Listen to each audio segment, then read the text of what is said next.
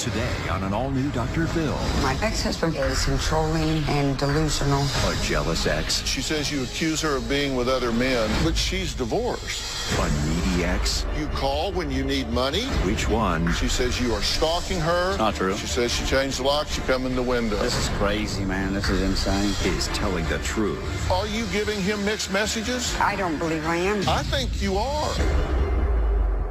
Let's do it. Have a good show, everybody. Here we go. I hate to see people suffering, and you've heard long enough. Stand by, Dr. Phil. Both of you. Take I'm going to get you the help that you need. In 5, 4, This is going to be a changing day in your life. Go, Dr. Phil.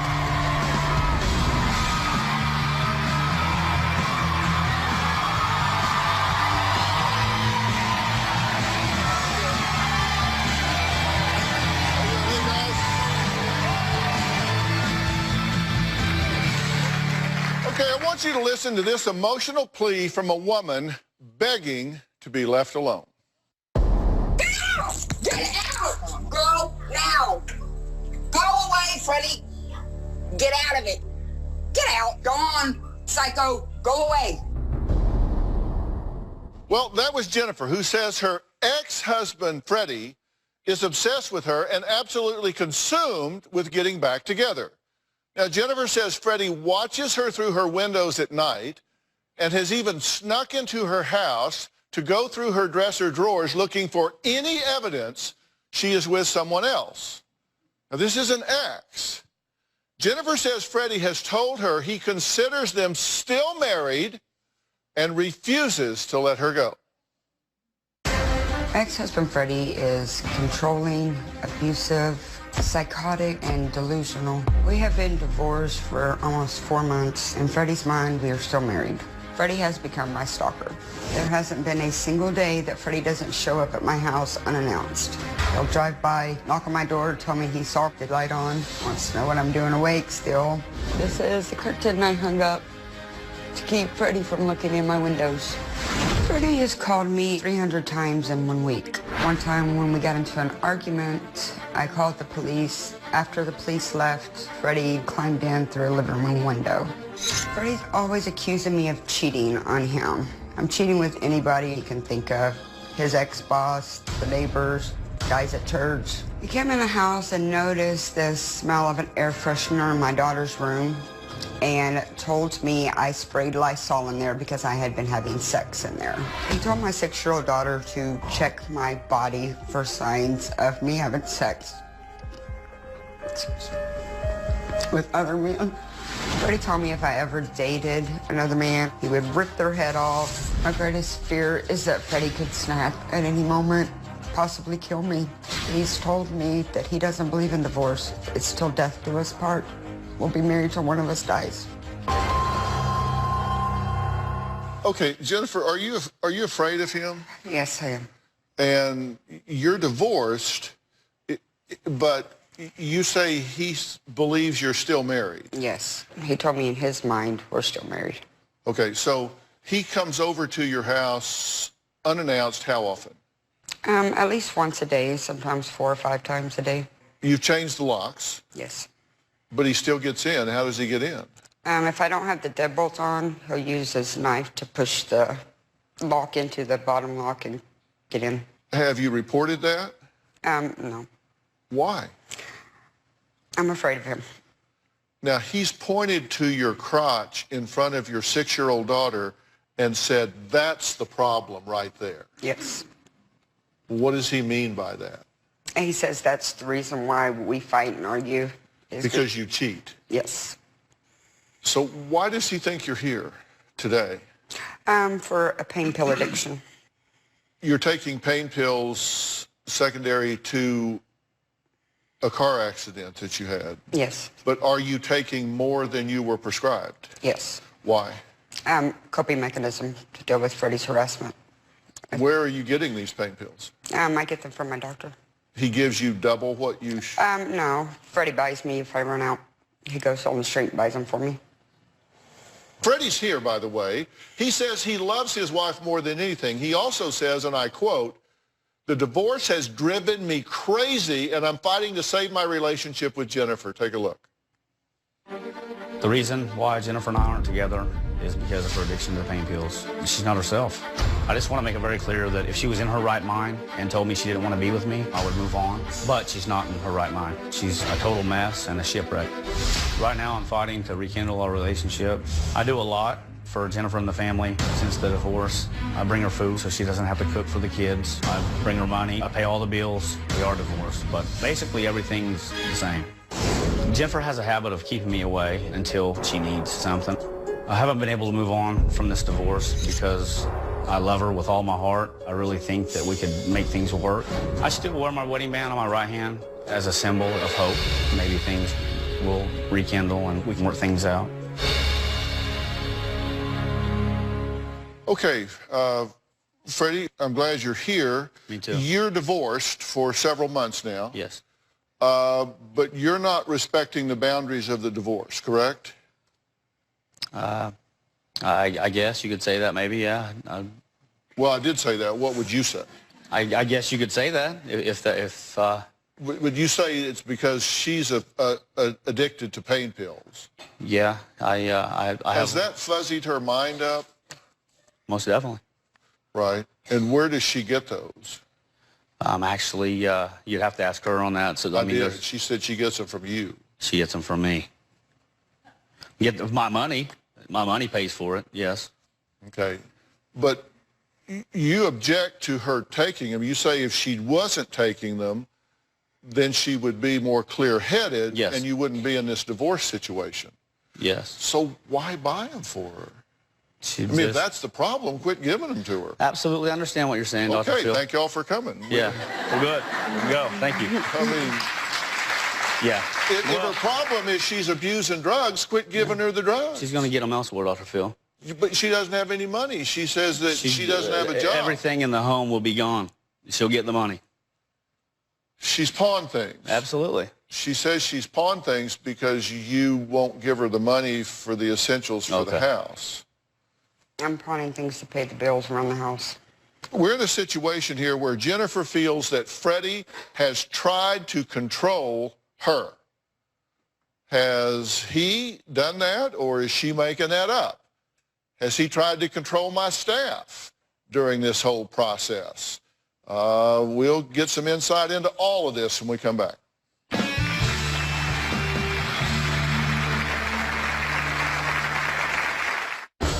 I wasn't allowed to listen to certain music that he didn't like. If I got my nails done, I got accused of doing it for another man. Freddie cut me off from my family and my friends. I was not trying to control her. I was trying to wake her up. Monday on an all-new Dr. Phil, a drug-addicted model You say you've been clean 2 weeks. I'm in such a good spot. and a mother Why have you been trying to control what I talked to him about? denying her son's problem. He's doing steroids. I never said I was on steroids. He's admitted to it. My parents know. I'm worried. No, you haven't worried. You know it. That's not why I'm here. I'll get up and leave right now. Do whatever you want to do. That's Monday. Her addiction to pain pills has changed her from being loving, kind-hearted to just total darkness. He's the reason I take so many pills. It has become my coping mechanism to deal with Freddie's harassment. Jennifer, once upon a time, was excellent with finance, but since the addiction, everything's about pills and money. I would give her money. I never see it again. I know where it's going. It's going for pain pills. If Jennifer doesn't get off the pain pills, Jennifer will never see happiness. She says she's doing that to cope with your hyper control and stalking of her. All right. She says you are stalking her and that you controlled her during the marriage and you're controlling her now. Is that true? No. It's not true. She says she changed the lock, she come in the window. She says you go through her drawers. You accuse her of having sex with other men. She says you've pointed to her crotch in front of your 6-year-old daughter and said, that's the problem right there. Did you do that? I did do that. In front of your 6-year-old daughter? I didn't pay any attention. I flipped and I did it. I'm not going to lie to you about a thing, Dr. Phil. I did do that. She says you accuse her of being with other men now. when she tells me that she's not interested in moving on, and it. Well, but she's divorced. Yes, absolutely. She has the right to be Yes, with other men. absolutely. Now. And if she tells me that she doesn't want me, Dr. Phil, it's not a problem with me. She's not told me that. I've told you that several times, Freddie. Dr. Phil, honest to God, I thought I was coming out here to get her help. I'm out of the picture now. Do It's you a not done like deal. the questions I'm asking? Dr. Phil, it's nothing about that. I didn't have any idea that this is what this show was going to be about. That's You what don't know what this show's about. I'm just getting started. I didn't know that's the way she felt, Dr. Phil. Are you giving him mixed messages? I don't believe I am, Dr. Phil. I think you are. Okay. I do think you're giving him mixed messages. Okay. Because I think you call him for money when you need money. You say, I can't move on. I never call him for money, Dr. Phil. He knows when the bills are due. He's supposed to pay me a set amount every month that he will not No pay. set amount's been set. It was set when I didn't show up for court, and then pay the bills. That's what they told me. I got to pay, make sure the bills are paid. Nobody told you that. That's what you said. You would agree to pay the bills. You'll pay the bills, and if I need something to call you, and you'll bring it over. Did you call my staff member this morning and tell him you were in Texas? Oh, that's playing. Yeah, that's playing. I was joking, Dr. Phil. I was joking. But Yeah, that's a knee slapper. What the hell are you? Her and I were joking back and forth both ways prior to this morning. Yeah. Because we watch how people behave during this process, and you refuse to fly to the show separate from Jennifer. I never said Jennifer. I said my kids. You refuse to stay in a separate hotel than Jennifer. Never refused anything with Jennifer. It was my kids. You came to Jennifer's home unannounced during her phone interview and refused to leave. I had no idea that she was on the phone with... The staff member and Jennifer had to have a code word for when Freddie entered the house in an attempt to hear the interview, and it was interrupted on 10 different occasions, correct? Yes. We generally talk to our guests 5 or 6 times. You've called the producers like 30 times. You want to know what we were going to have for breakfast here? It didn't like what we were going to have for breakfast. I didn't know until yesterday that I was going to... You wanted an egg McMuffin here. Didn't know that I was leaving at 6:30 in the morning, and where we're staying at, they never started serving breakfast till 6:30. So I didn't know what we was going to eat. I'm sorry, Dr. Phil. Are you afraid of him? Yes. You say he's broken into your house by jimmying the lock with a knife after you change the locks. Yes. You never told me to do that? You know how to get in. Have you not because told me when I got to get locked in? out of the house, you knew how I got in. This is crazy, man. This is insane. Did you say He you know asked how to get in? Yes, because he asked to wash clothes at my house when I wasn't there. My laundry's outside of my house. And he had my son. And he said, well, give me the key. I said, no, I'm not giving you the key because I'm afraid he might go make a copy of the key. And I said, you know how to get in. The top lock's not locked. That was on one occasion when I was not home. So what did you mean by that? That if he needed to get in there for my son, he could. Meaning what? You know how to pick the lock? Yeah, he knows how to get in with his knife. See, that's what I mean. In your defense, I do think you're getting mixed messages. I promise you I am. I wouldn't be here. I do think you're getting mixed messages. I think you are a controller. I think you're stalking her to a degree. I'm not perfect. Seriously, I do. I think you're stalking her. I think you are controlling. I think you got some kind of warped sense of boundary here. But I do think you're sending him some kind of mixed messages here. And I think you call when you need money. You're taking drugs from him when you want the drugs. He controls you with money, right? Yes. He says, I'm going to cut off the money. You don't do what I want you to do. I'm not going to pay the bills. Yes. And so, therefore, you don't want to upset him, right? I don't know how to act on him. You don't want to go to work, obviously. I'm going to tell you what I think's going on and what I think needs to happen here when we come back.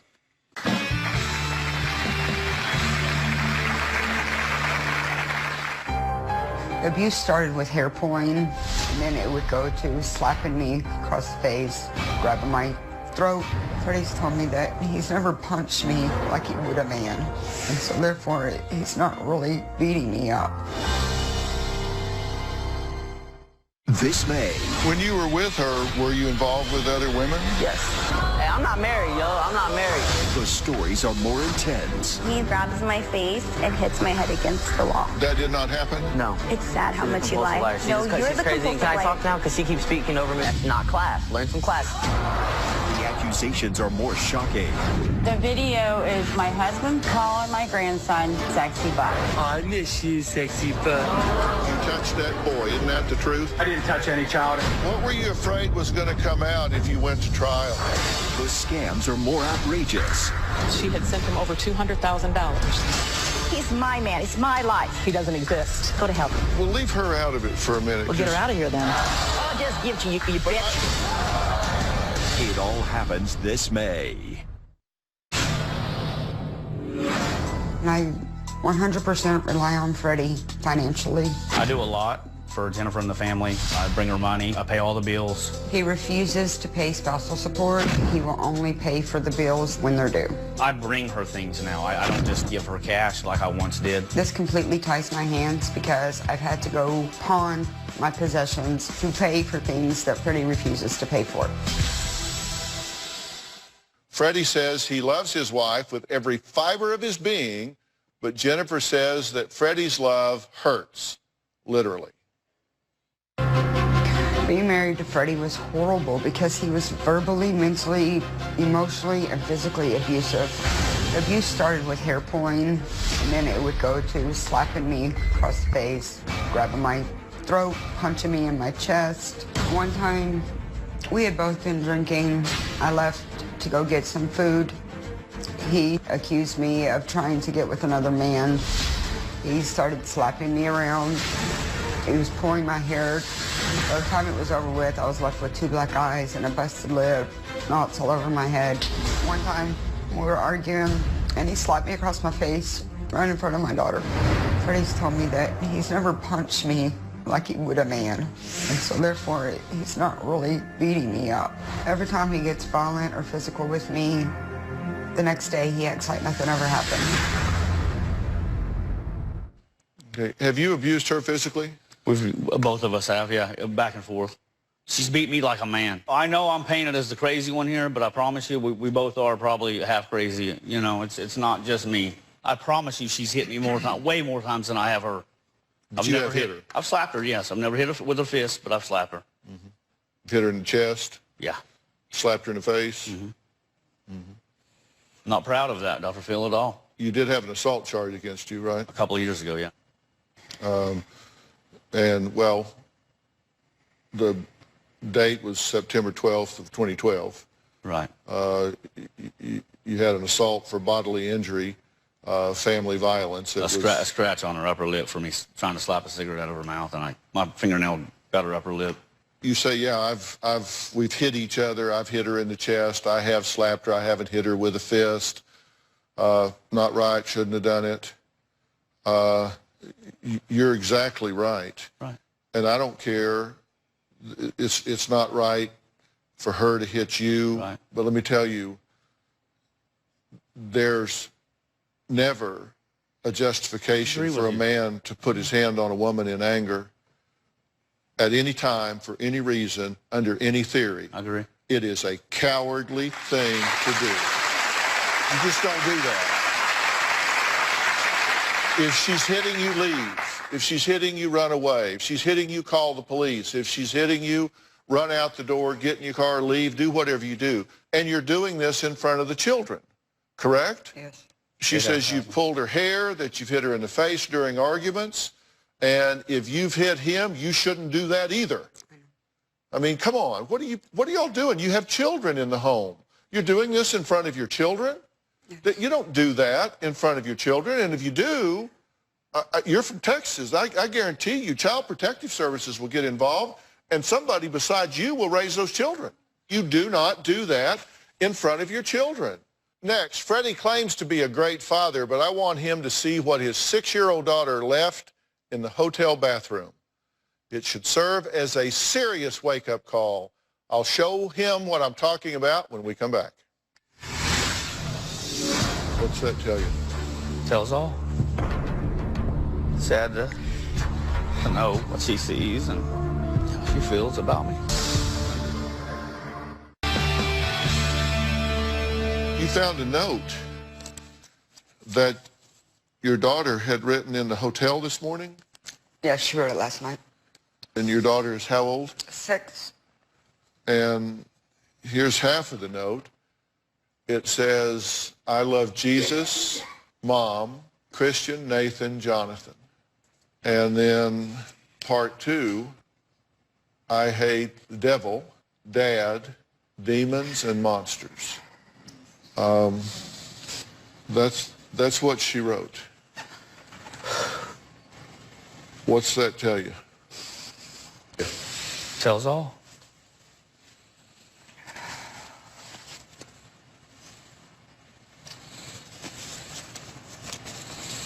Sad to know what she sees and how she feels about me. To think a beautiful 6-year-old little girl went into the bathroom of a hotel room in Los Angeles and felt moved to sit there and write this, because at 6 years old, this little girl's heart should be filled with joy. Yes. And laughter. And the two of you have not orchestrated things in a way that that's what she feels. I want it to stop for my kids. I am prepared, following this show, to provide both of you with the help necessary to learn how to put this together in a constructive way. To be a father where she sits down and draws her daddy as a hero, draws her daddy as the man that gets up and lets the sun out every morning just before she wakes up. You want to be the most powerful role model in any child's life is a same-sex parent. What are you modeling for this child? Terrible. You need to get off these drugs. You need to get on your 2 feet. You need to get a job. You need to get a job. You need to not be depending on some man to take care of you. You need to get your self-worth. You need to get your self-esteem. You need to stand up. You need to stand tall. You need to make her proud. That's what I want to do. Thank you, Dr. Phil. When people come here, this isn't the end. This is the beginning with us. This is the beginning right here. Okay? Next, it was a relationship that started with many of the same problems that Jennifer says she's gone through with Freddie, and Freddie says he has gone through in this relationship. But it was a relationship that ended one tragic night, leaving 5 children without a mother and a community in complete shock. We'll talk about that after the break. We'll be right back.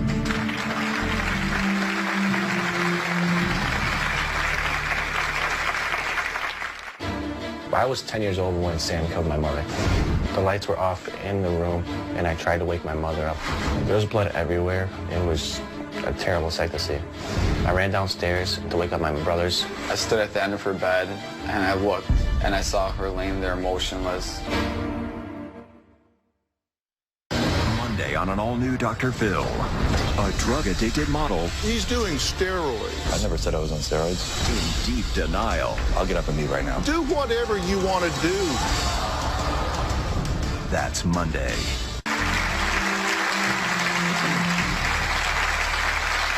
It was nearly 15 years ago when police officer Brenda Sexton was brutally beaten to death by her then-boyfriend, Sam Lupo, leaving behind 5 young children. I was 10 years old when Sam killed my mother. That morning, I ran into my mother's room because I heard my little sister, Morgan, crying. The lights were off in the room, and I tried to wake my mother up. I lifted the pillow up, and at that point, I realized that my mother was no longer with us. Her face was caved in. I really couldn't recognize her at all, and it was a terrible sight to see. There was blood everywhere, on the floor, on the wall, on the bed. It was on the baseball bat that he used. It was pretty bad. I ran downstairs to wake up my brothers. To this day, I regret telling my brothers to go look. When we went upstairs, it was an unbelievable sight that I'll never forget. When Tony moved the pillow from her face, I was kind of in disbelief. I was shocked. I couldn't believe what I was seeing. It wasn't her beautiful face. The face was gone. When I went upstairs to my mother's room, I was by myself. I stood at the end of her bed, and I looked, and I saw her laying there motionless. I fell into immediate shock, and I ran downstairs into my brother's arms. My brother Tony had grabbed my sister. We started walking down the street. An off-duty cop asked us what was wrong and why we were crying. I remember being in the back of the car and seeing the ambulance having a black bag. And at that time, I realized that my mother was never coming back. I was away at a church retreat when it happened. When I was leaving for my church retreat, she came up behind me, gave me a hug, and said, "I love you." And I said, "I love you too." That's one of my favorite memories that I have of my mom. As you can only imagine, losing their mother at such a young age has had a great effect on these 5 siblings. I miss my mom every day. Not having my mom has prevented me from wanting to move forward and have children and have a big, beautiful wedding, because those are supposed to be happy moments. And there is going to be a lot of sadness with her not being there.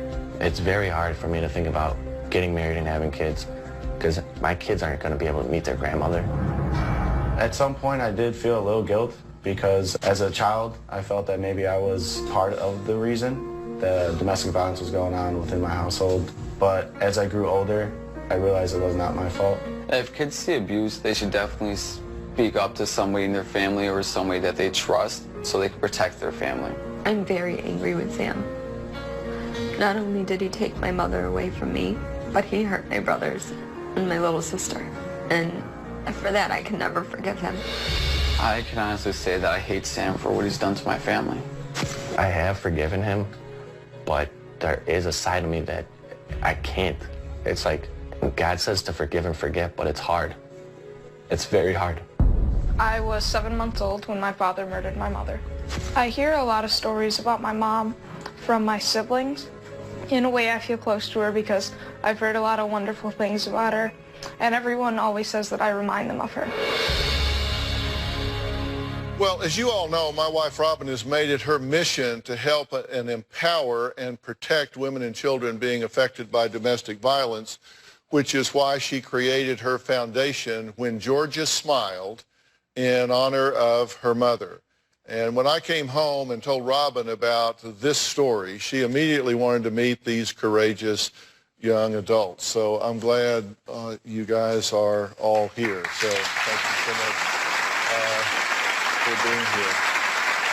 So this has been 15 years, right, since this took place. From the kids' point of view, what's it like when domestic violence takes that worst turn and you're left with the aftermath and you've lost a parent in this way? Sam Lupo took your mother away.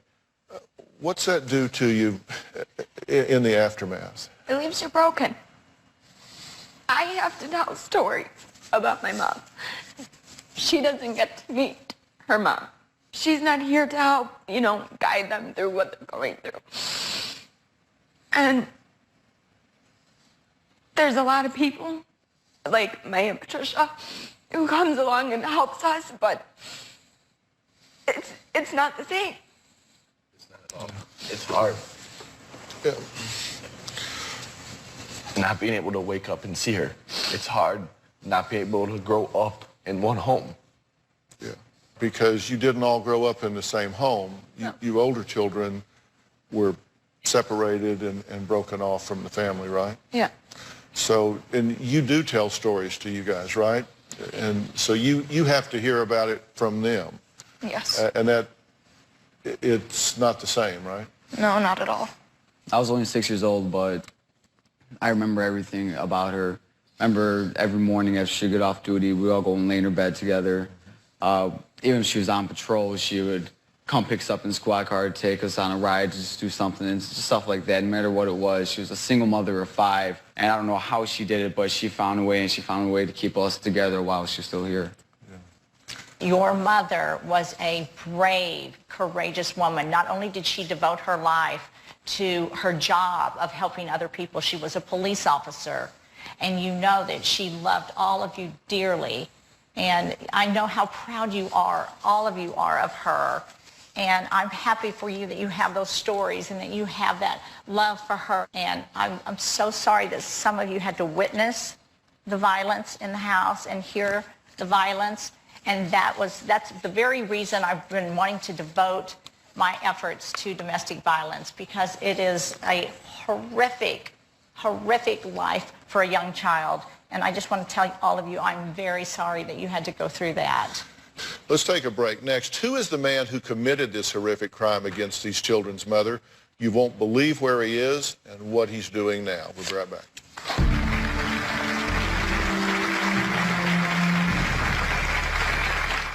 Next Friday on an all-new Dr. Phil. It is one of the most twisted and bizarre love deceptions we have ever covered on this show. She met her dream man online. Hunter told me he loved me over the phone. This clearly was romantic. Yeah, I shared everything with him. I never imagined that he was talking to another girl. I first met Hiram over Twitter. He saw my picture and he thought I was beautiful. He told me he loves me and he made me feel special. In love with the same man. But you're not the only ones. 7 girls. The man you had feelings for, the man who you thought was Hiram, is here. And a surprising twist. What did you think when you found out your identity had been stolen? Now, I had never seen a catfish like this one. The real person behind the deception. Did you fall in love with any of these girls? The co-eds and the catfish. They all say they're afraid of you. With a shocking revelation. Are y'all ready to meet the person behind this whole thing? You won't believe. Only on Dr. Phil.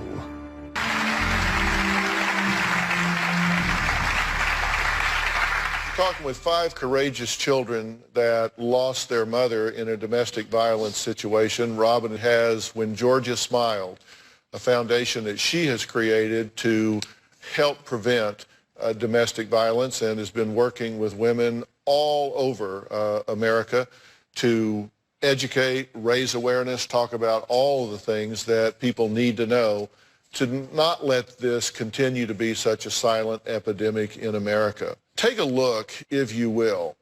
This is inmate pen pals, and here's what this, look at this. Who is this Italian blue-eyed wolf, and what is he all about? There is only one way to get those answers. You must write directly to me. I'm a free-spirited, 43 years old, grounded by 3 amazing children that I'm determined to have a brighter future with. I don't play games, but I can be a kind, generous, supportive, and loving friend if given the opportunity. So if you're in need of a friend and you're willing to build a true friendship and fulfill your needs and passions, this Italian blue-eyed wolf awaits your letters. Sammy the Wolf Lupo.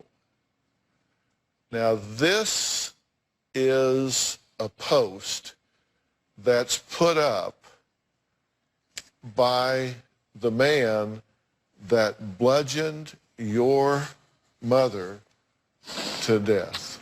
Yeah. What do you say to yourself when you see... I'm disgusted. When you see that? I'm disgusted. I'm angry. Very angry.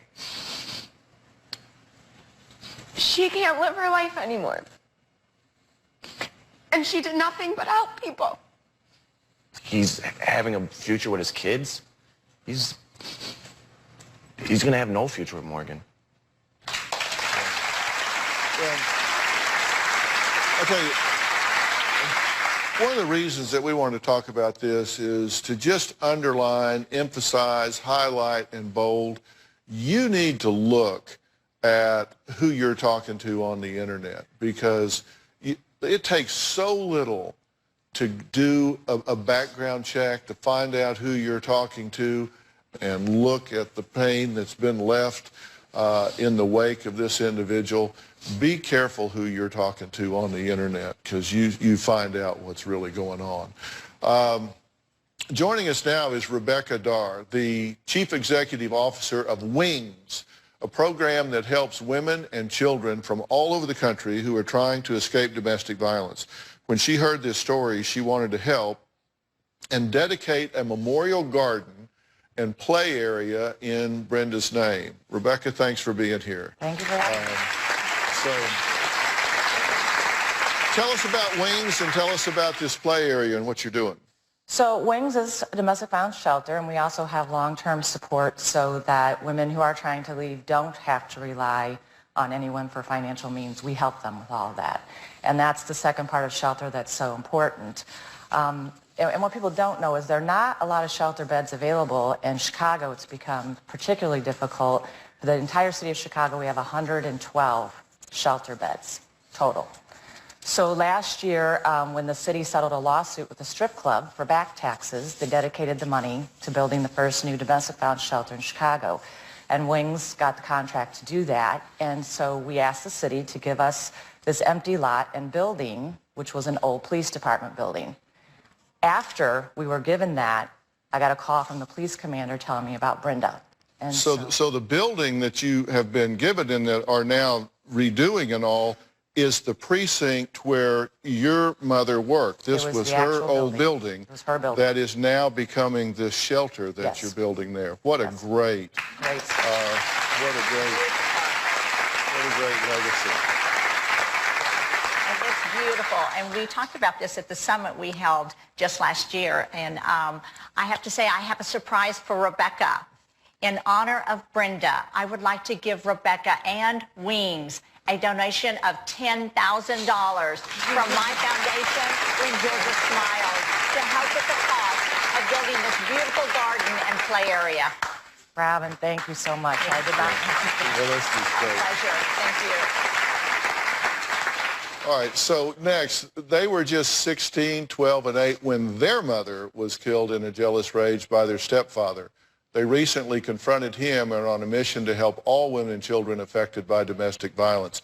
We're going to talk to them after the break. We'll be right back.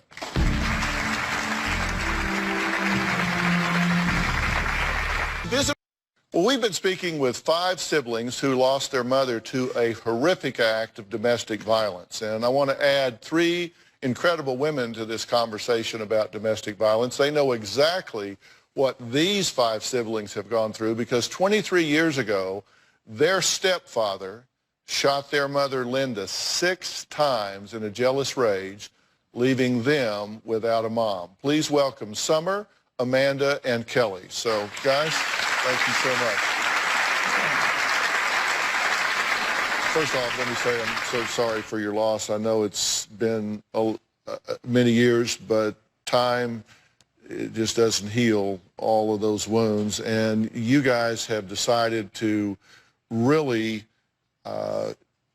take some action to let that not ever go away, but turn into something positive. Tell me what you're doing. We didn't want our mother dying in vain, and to use her death to help other women and children in abusive situations. We wanted to really recognize what abuse looks like, and then more importantly, to let victims know that they're not alone, and really focus on what healthy relationships look like and other communication tools other than violence or controlling behavior. So that's what we started Linda's Voice. Summer, did it help when you started Linda's Voice, did it have a healing effect? I definitely think that it was one of the most therapeutic journeys that we've gone through, because not only are we talking about our experience and how we've gone through it because we've had one another, we help other people as well, and we hear other stories of women who've turned their tragedy into triumph. We just thought if we could face the biggest fear of who kind of taught us about destructive relationships, it could help change our view and not being so fearful of them. Yeah, and we're going to put a link on our website to lindasvoice.org so people can find it. I'm very, very proud of all 3 of you beautiful women because you've taken steps to help yourselves heal and also to honor your mother.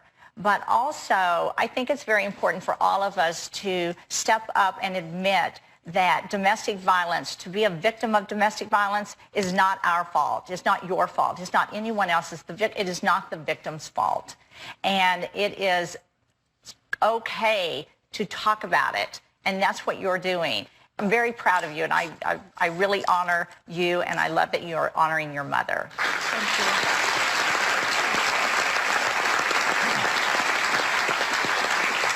you. To help with Brenda's Memorial Garden, I want to encourage all of you at home to donate to When Georgia Smiled. 100% of the donations will go directly to support Brenda's Garden. And I also want to encourage you all to visit lindasvoice.org to see all of the great work Summer, Amanda, and Kelly are doing in honor of their mother. As a gift to Brenda's children, I'd like to invite them all to a one-day resolution retreat in Chicago held by the president of our advisory board, Dr. Frank Lawless, in order to help them on their path toward resolution and healing.